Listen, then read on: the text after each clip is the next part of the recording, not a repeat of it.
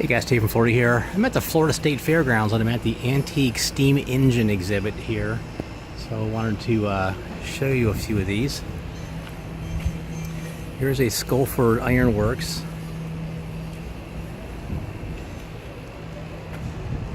steam engine.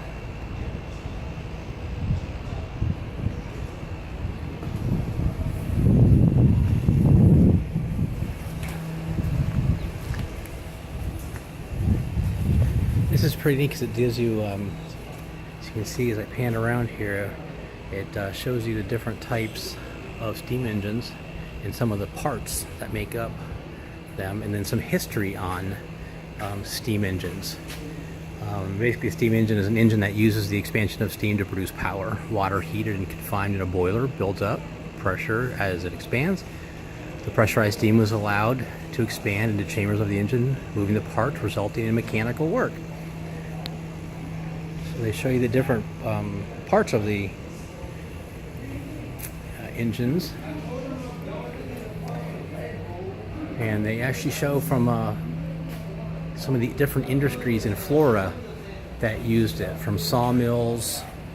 Here's one in Magnolia Springs, Florida. Here's one in Pensacola, Florida. Commercial development in the late 19th to 20th centuries hinged on the availability of power sources, and wind and water were not consistently reliable, so steam engines became the key to economic and commercial development in many industries. The sawmills started to appear in the Florida panhandles in the 1830s, but were limited to areas with small, fast-moving streams.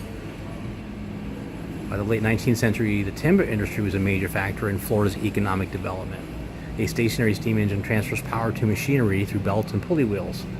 Note the yellow steam engine in the display is connected to a drill press via an overhead shaft, which is the one I'm standing in front of here.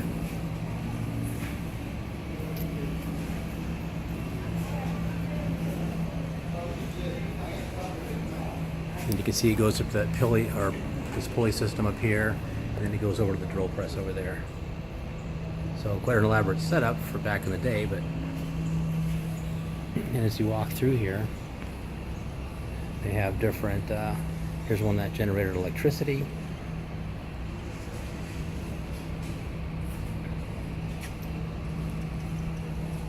And there's some different parts of them. This was called a flyball governor, used to regulate the speed of a steam engine. Drip oilers, all steam engines used or needed to be lubricated to operate properly. Drip oilers provided a continuous supply of oil drop by drop to keep them running. Here is a high-speed engine, provided power to an overhead crane at an electric power station, and later powered a small sawmill in Upson County, Georgia.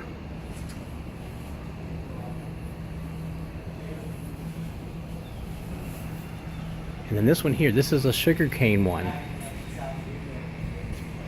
So some of the things we found out in the woods in some of my earlier videos, if you look at how the sawmill itself is, or sugar mill, excuse me, is up on a foundation and then it goes down into the ground, would now make sense for how they were elevated, and then the wheel would, how the wheel would turn.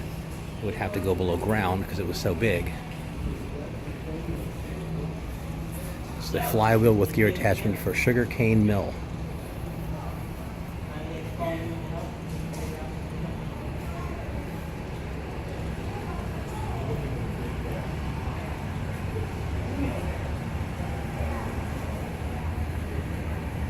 And then they have some different flywheel steam engines. There's the Houston, Stanwell and Gamble Company out of Cincinnati. Single flywheel engine. Steam engine type E. The chain driven engine. And the horizontal steam engine. The duplex piston steam pump, double flywheel, and a vertical engine type A. So this is pretty unique. If you're out here at the state fairgrounds, come by and check this display out of interesting part of history of the steam engines.